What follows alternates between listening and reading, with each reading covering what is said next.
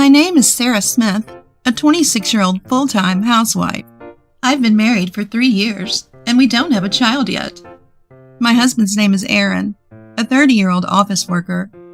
We met when I was working as a receptionist at a company, and he approached me as he was from one of our clients. We dated for 2 years before getting married.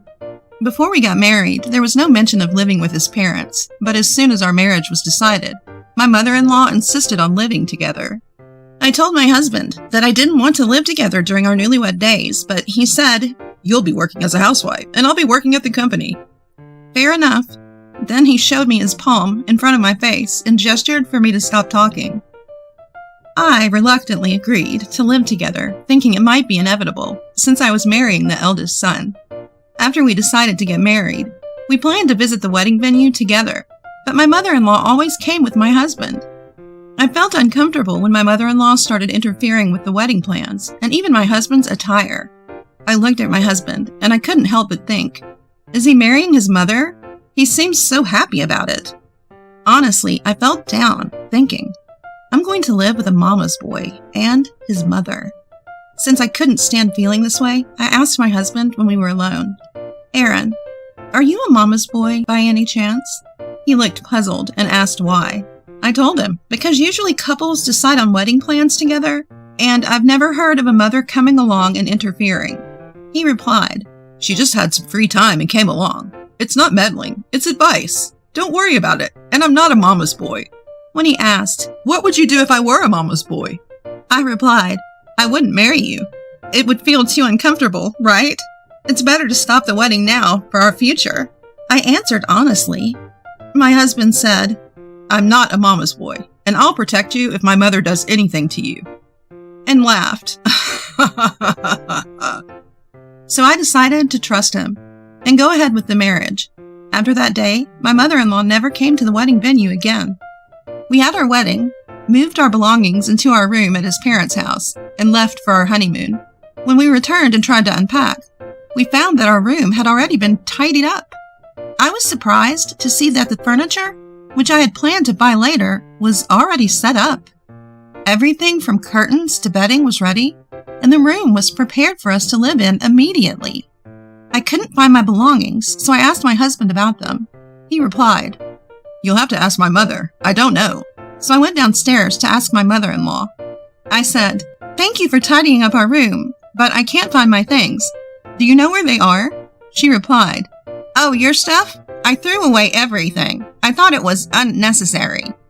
I said, "My bank book and other valuable items were also in there."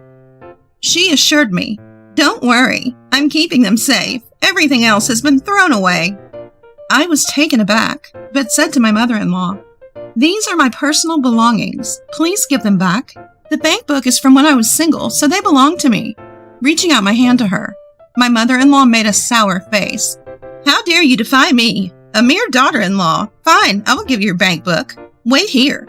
She stomped off with a loud footfall to fetch them. When she returned, she tossed my bank book on the floor. Frantically, I checked the contents and found that a whopping $10,000 had been withdrawn. "Mother-in-law, did you withdraw $10,000? I asked, to which she nonchalantly replied, "Of course, I bought your furniture, didn't I?" I was at a loss for words. I quickly returned to my room, and while seething with anger, relayed this incident to my husband Aaron. Aaron, however, responded, "Ah, so she bought this furniture. Thanks." I lost my temper at his response. "Hey, using my savings without permission is a crime. And to top it all off, this hideous furniture and curtains? Who wouldn't be angry?" Seeing my anger, Aaron said, "I'll go talk to my mom," and left to speak with his mother. I regretted deciding to live together, as I dreaded what might come next. As I looked around, the curtains adorned with large roses against a pink background, the cheap-looking wardrobe that reminded me of my childhood, every sight made me sigh. Exhausted, I lay down on the bed. The cover was cherry-patterned. Whether it was an act of spite or kindness, I couldn't tell, but it made me sad. While I was feeling this way, Aaron returned from speaking with his mother. She's angry and wouldn't listen. He said, "She says she didn't deserve to be complained about when she did all of this out of goodwill." I asked him, aghast, "Don't you feel sad looking at this furniture? These curtains and the bed cover?" Aaron looked around the room, his face paling. "Let's change it a bit, without her noticing," he said, trying to placate me. "And the money? Will I get the money back?" I asked. I was not working hard and saving my money for such frivolous things.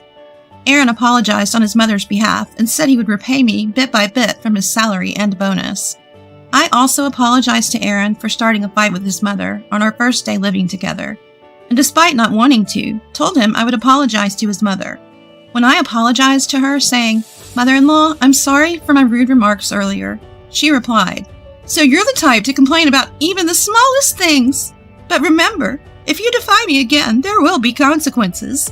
She forgave me for the incident. The next morning, my mother-in-law woke me up at 4 a.m. She told me to buy bread from a bakery in the neighboring town that opens at 5 a.m. Considering yesterday's incident, I simply said yes and decided to go to the bakery. I wanted to ride my bike, but I couldn't find the key. I thought the key might still be on the bicycle, so I went outside, but the bicycle was nowhere to be found. It had probably been thrown away, so I decided to go for a run to the bakery. I changed into my sneakers, put on my favorite tunes, and ran through the city streets in the early morning.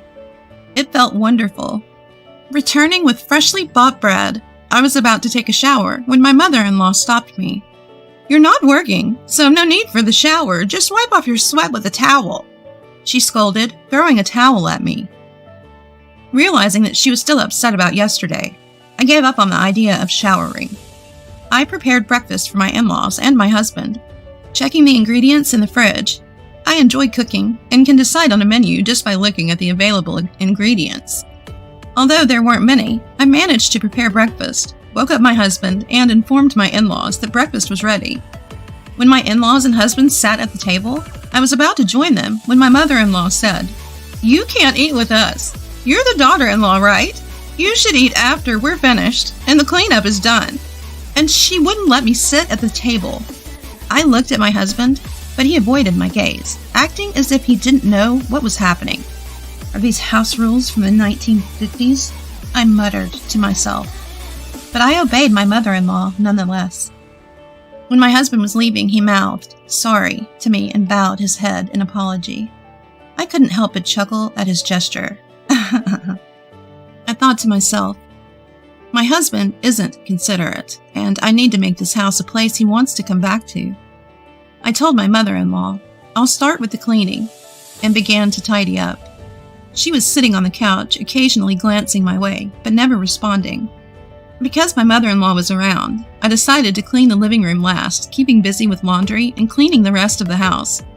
When only the living room was left, I noticed my mother-in-law was gone. After the cleaning was done and I was about to make some tea, I noticed the small window next to the fridge was open, and I could hear my mother-in-law's voice. It seemed she was talking with a neighbor. As I casually sipped my tea, I realized she was talking about me. She was telling the neighbor that I had taken her bank book and she had no money to spend freely. Unable to hold back, I confronted my mother-in-law when she returned to the house. "Please, don't lie to the neighbors. When did I ever take your bank book?" I asked. Startled, she quickly closed the window and yelled, "Just do whatever you want," before storming off to her bedroom. Realizing that this could create an uncomfortable situation for my husband, caught between his mother and me, I decided to try and be more understanding towards my mother-in-law.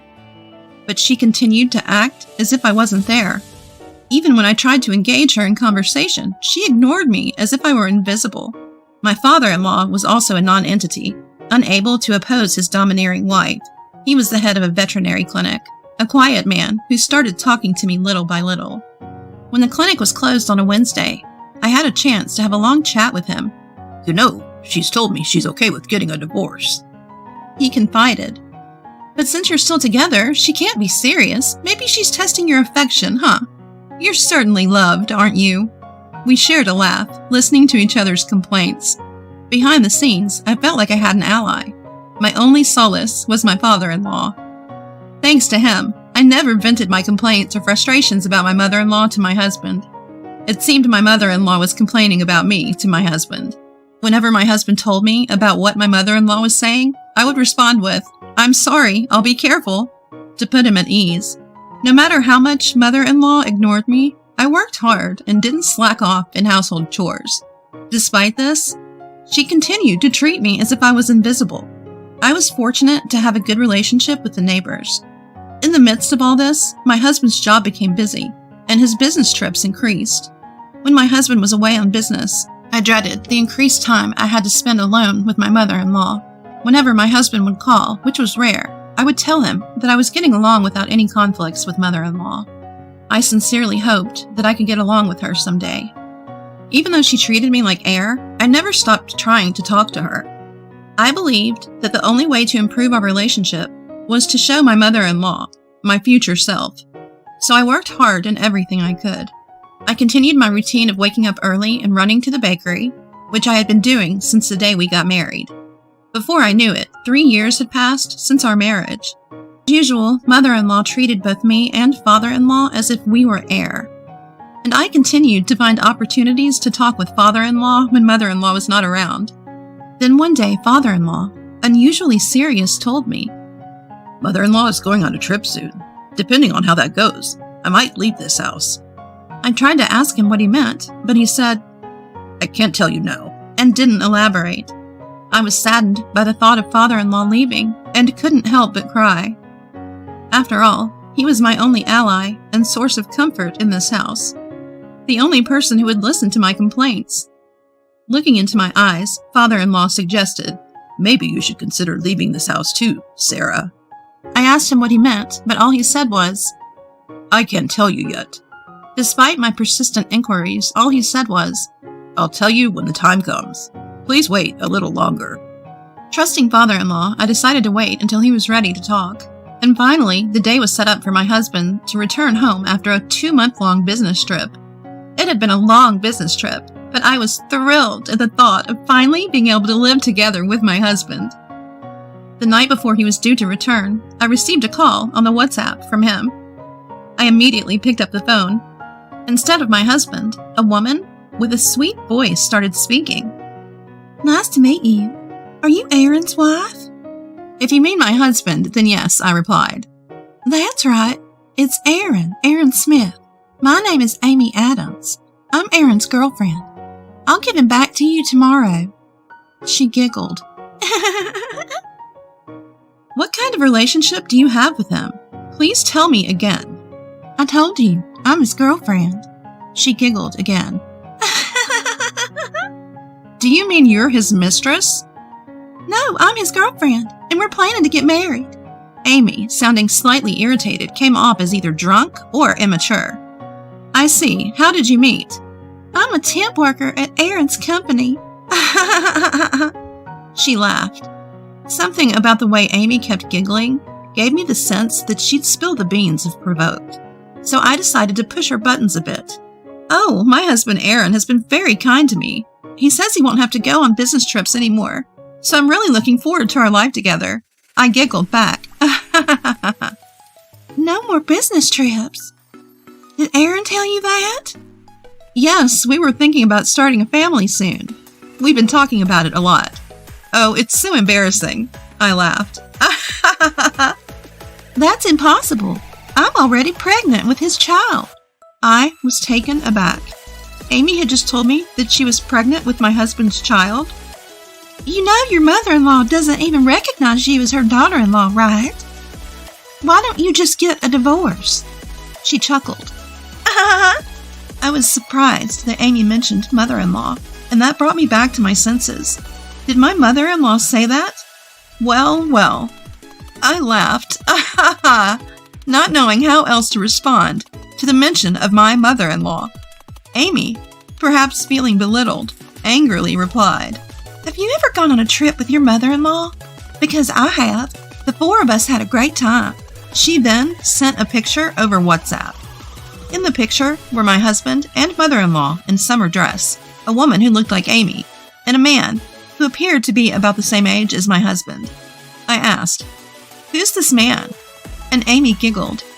"Oh, I can't tell you that. It's a secret. Are you jealous that I'm close with Aaron and your mother-in-law?" I thought to myself, These people are disgusting. Did you just run into them by chance on a trip? I'm not jealous at all. After all, we're married. Amy responded by sending dozens of pictures of her and my husband without a word. I quickly saved them all. Among them were several pictures of my mother-in-law cozying up with a man. All this doesn't really prove anything. There's no way my husband would betray me. Well, thank you for your time, I said, pretending to hang up the phone. Wait, I have proof. Just wait. I waited in silence. She then sent screenshots of her WhatsApp conversation with my husband. There were many of them, and I saved every single one. Then I said, thank you, and hung up the phone. As soon as I hung up, I burst into tears. I had trusted him. I thought he loved me. I thought he was on my side. I loved him. My emotions were a whirlwind.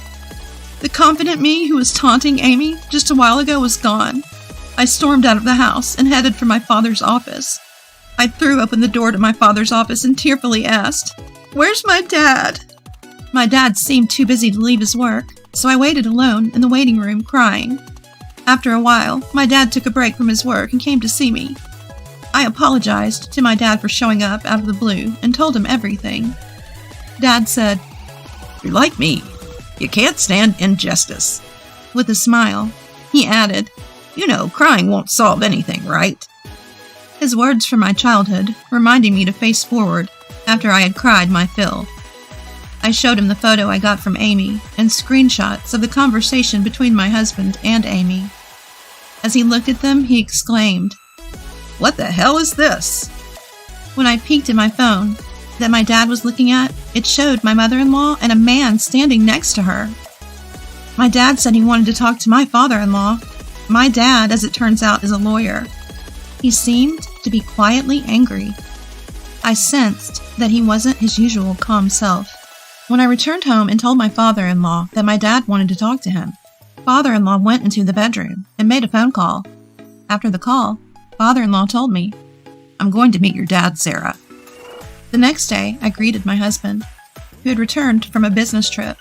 With an inscrutable face, my husband probably hadn't heard anything from Amy. He seemed completely unchanged. My mother-in-law returned a little later from her trip. "I'm tired, but it was fun," she said, and gave me a souvenir from the same region as my husband. As usual, the three of them ate the meal I had prepared without me. As I quietly watched the scene, my husband spoke to me. "Sarah, you seem different since I've been away. Kind of cooler," he said. My mother-in-law immediately chimed in. "Maybe she's sulking because you were on your business trip and she wanted attention," and said it dismissively without even looking at me. Feeling like I might say something I'd regret, I just nodded and smiled, my fists shaking with anger. My father-in-law made eye contact with me and told me to calm down. I nodded and took a deep breath to control my emotions. Just then, my mother-in-law started saying things that upset my calm. "You and father-in-law have been living together just by you two for a while, haven't you? Something happened, didn't it? I can tell, don't hide it, tell me." She insinuated something more than a father-in-law, daughter-in-law relationship between me and my father-in-law. "What do you mean, something happened?" I asked, holding back my anger, and she kept suggesting, "A romantic relationship, right? You had one, didn't you?" "I can't believe it," I said, my voice shaking. My usual taciturn father-in-law asked seriously, "Did you go on a trip hoping for a romantic relationship to happen between me and Sarah?" Staring at my mother-in-law, when she retorted, "If nothing happened, you wouldn't be angry, right? So you're admitting it." My father-in-law said, "I despise you. I can't forgive you as a person," and left the room, saying, "I'll be at the hospital for a while. Don't contact me." My mother-in-law told me, "You can leave too." I stared at my husband. Feeling my gaze, Aaron glanced back at me with a startled look. Observing this, my mother-in-law interjected, "What's the matter? Got an issue with Aaron? Acting all high and mighty. This is why I don't want to talk to you. You should go to your father's veterinary clinic too." She urged me out. My husband did nothing to stop her. I turned to Aaron and asked, "Aaron, don't you have anything to say?" We are in the away situation I warned about before our marriage, didn't I? What happened to I will protect you if my mom does anything to you? It was you, Aaron, who dissuaded me when I thought of reconsidering our marriage because I disliked this prospect. My husband seemed shocked by my outburst. Seeing this, my mother-in-law said, "Then why don't you just leave? Get out." I asked Aaron, "Is that okay with you?" But Aaron didn't answer. He just held his head in his hands. "That means get out. Aaron is just too kind to say such words." I kept my gaze on Aaron and finally asked, "So it's okay?" No answer means, "That's the answer, right?" Aaron replied, "I need to think. Please wait a little." And then he went to the bathroom. I didn't wash the dishes, didn't take a bath, and just went to bed in our room. The next morning I woke up earlier than anyone else, did not prepare breakfast, and headed back to my parents' home. Upon arriving, I used my spare key to enter the house and took a shower. My mother, who had been awakened by the sound, seemed surprised to find me in the house. My father also woke up after seeing my face. He simply said, "Good morning," and went into his study. When my father came out of his study, he handed me an envelope. I looked inside it while telling my parents about being told to get out by my mother-in-law, and that I had yet to receive a response from my husband. After I finished looking through the contents of the envelope, I told my parents, "I can't live with Aaron anymore. Can I come back home?" My parents nodded and smiled, saying, "Of course, this is your house." I bowed silently, then looked up. Seeing my face, my father said, "Calm down. Your face looks like you've seen a ghost." I believe I had turned into a vengeful spirit after reading the documents in the envelope. The betrayal by my husband and the unwarranted harassment and verbal abuse from my mother-in-law were swirling around in my head, along with the images. As I took deep breaths, I started to feel a strange sense of enjoyment in the situation, thinking, this is going to be the ultimate revenge. In the afternoon, I headed to my father-in-law's veterinary clinic, which was closed for the day, with my father. My father-in-law, seeing me, called out, "Sarah, are you all right?" He seemed worried about whether I had been able to sleep or eat. I simply replied, "I'm fine." Seeing my expression, he smiled, seeming relieved. From there, my father-in-law, and I had a discussion, and we decided to take action the next day. First, I called Aaron during his lunch break and arranged to meet him at a diner after work. My husband came panting to the seat where I was waiting. "Why didn't you answer after so many calls? Where have you been? What happened?" He bombarded me with questions. I took deep breaths as my father had advised me, trying to calm myself. "I'm sorry for leaving without saying anything. I was just wandering around the city. You know best what happened, don't you?" I said, playing the part of the brave woman with a smile, even though my eyes were teary. Today, I needed to act like a great actress when dealing with my husband. Pretending to hold back tears, I turned around and put eye drops in one eye. My husband, misunderstanding that I was crying for him, muttered, "I'm sorry." He must have thought a message had come from me since I left home, but when he opened our chat room on WhatsApp, he found call records and a lot of pictures and thought he had been exposed. With a very flustered look on his face, my husband said, "I did meet with her, but there's nothing between us. I only love you, Sarah. If you're mad about us meeting, I won't do it again, so please forgive me." A storm of false excuses and apologies. I brushed off my husband's hand when he tried to hold mine and said, "I love you too, but..." With a handkerchief to my eye, I fake cried and said with a shaky voice, "Amy's carrying your child, isn't she?" After saying this somewhat excitedly, I said it more quietly, "Don't let the child suffer. This is my last request to you." Playing the part of a brave woman who steps back because the woman her husband cheated with is pregnant. My husband kept saying, "I'm sorry," and cried, saying, "But I only love you, Sarah, and that will never change," repeating cliched lines. My husband felt more guilty than necessary and told me he would give me all of his savings and pay me $20,000 as compensation. It seemed like he wanted to make sure I wouldn't struggle, even if we divorced. I called my father and had him fill out and stamp the divorce papers, and also had him stamp the pledge we created. My husband apologized to my father, but my father dismissed him, saying, "Thanks for the days you spent with my daughter," and left the diner with me. Then I went to my in-laws' house to pack my things. Most of the stuff had been thrown away by my mother-in-law, so all I had was one large bag. My mother-in-law came in and asked with a smirk, "You're moving out?" I replied, "I'm leaving now. Thank you for everything," and headed back home with a spring in my step. As I was unpacking and tidying up at home, I got another WhatsApp call on my phone. I had a feeling that it was a call from Amy to gloat. Sure enough, it was Amy on the phone. "How does it feel to be a loser ex-wife? I'm on top of the world. There's no man I can't have, huh?" She began with her usual gloating. I calmly responded, "Good for you. Be happy." "You told him you loved him. Heartbroken? Huh?" I was hurt. "I think a letter will arrive for you later, so please take care of it," I said, and hung up.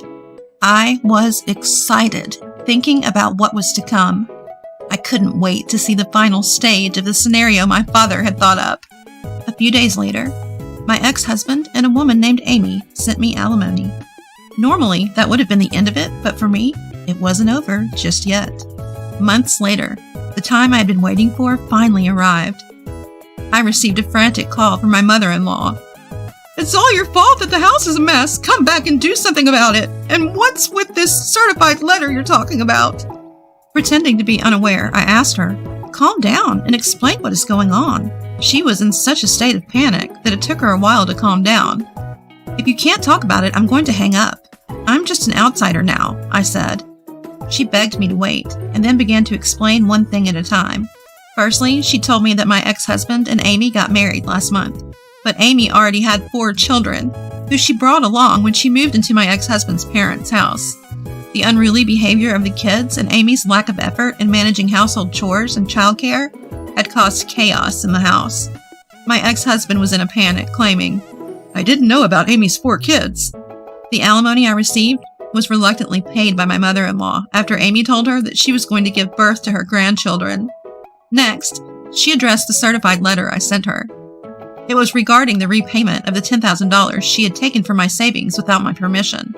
I asked my father if we could sue her, since she was technically still family, to which he responded with a smirk, "Suing is always an option."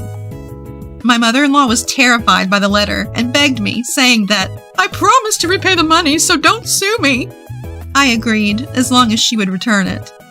She also told me about Amy's current situation. My ex-husband said in front of Amy, "I shouldn't have cheated," and expressed his desire to get back together with me, causing her to become hysterical. My ex was crying out my name, while his new wife was going insane and their children were running wild. My mother-in-law exclaimed, "I feel like I'm going to lose my mind."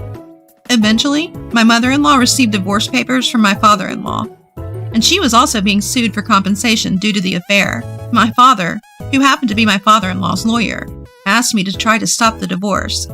When I heard about the current situation in my in-law's home, I realized that everything had gone according to my father's plan.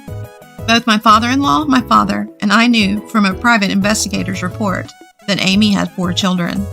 Furthermore, while my ex-husband might not know this, there was a possibility that the child in Amy's womb was fathered by one of my ex-husband's colleagues, whom she was dating at the same time. Amy's parents had been taking care of the 4 children, but when they found out about her upcoming marriage to my ex, they told her to take the children with her. Additionally, they disowned her after learning about the affair. So no matter what happens, Amy would cling to my ex-husband's family. It seemed like the time had come for me to deliver the final line in the script. I said, "You all got what you deserved. Goodbye," and blocked their calls, ending everything. After that, I found a job and started living alone near my parents' house. My father-in-law expanded his veterinary clinic and turned it into a residence. When I went to check on him, I was struck by his words. "Maybe I'm happier with animals as my family," he said, as he happily lived with his newly adopted corgi. Witnessing the miserable fate of my mother-in-law, ex-husband, and Amy, I decided to treat others with kindness.